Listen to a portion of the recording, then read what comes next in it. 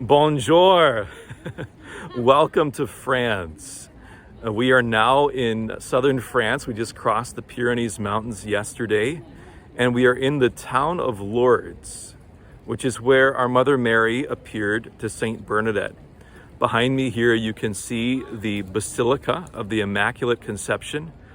Most of the time throughout the year, this plaza would be filled with hundreds of people. But during the dead of winter, as we are now, there are very few people here in the town of Lourdes. I want to just share with you a little bit about what happened here, why this place is so important. Bernadette was a young girl born to a very poor family here in the town of Lourdes.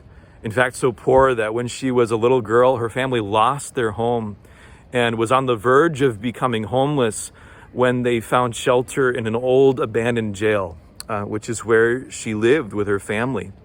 And one winter morning, she was sent by her mother to come out and look for some wood for the fire to keep the family warm. As she was coming to this cove, she heard a rush of wind, but looked around and couldn't see anything. The trees were still and calm. But then as she looked into this grotto here, she describes seeing a beautiful lady dressed all in white with gold roses on her feet. And the lady was smiling, looking at her. Immediately out of an instinct, Bernadette began to praying the rosary.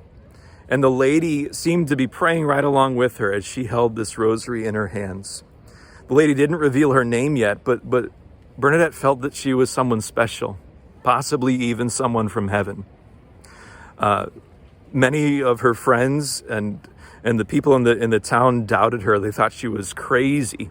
In fact, the government wanted to put an end to all of this superstition, and he began an investigation as crowds began to come with Bernadette when she would come back to this grotto and see the lady.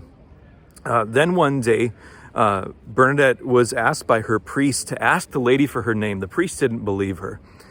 And Bernadette came and asked the lady for her name. The lady said, "I am the Immaculate Conception.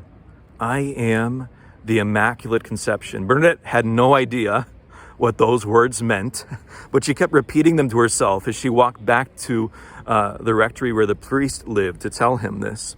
When he heard the name, he was so excited because just 4 years earlier, the Catholic Church, the Pope, had declared formally the dogma of the Immaculate Conception, that Mary was conceived without sin, without the stain of original sin.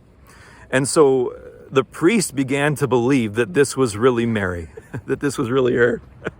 I'm joined by my friend again, Father Geronimo and Father Josh Dieters. We're telling the story of Our Lady of Lourdes. We were just talking about the name. February 11th. That's 1858. Right. February 11th. So she continued to come back here, and more people joined her.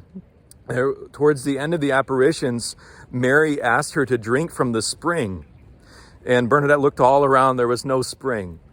So then Our Lady said to dig in the mud. And as she began to dig, a stream formed, and Bernadette washed herself in the stream. She washed her face, and then later that night, one of the women from the town who had broken her arm and whose hand was all mangled and disformed came to the spring and put her arm in that spring, and it was instantly healed.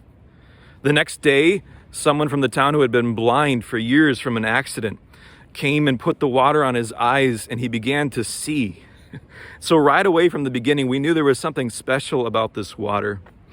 But since the time of the apparitions, as I said, millions of pilgrims come here each year, and there have been thousands of people who have been healed by drinking this water or by washing themselves with it.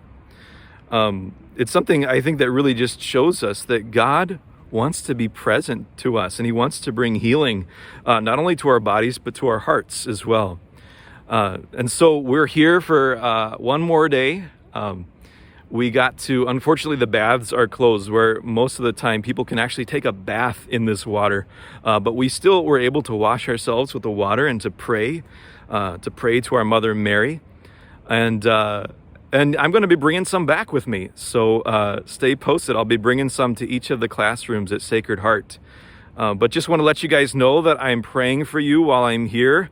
I miss you, and I look forward to coming home later this week. God bless you all.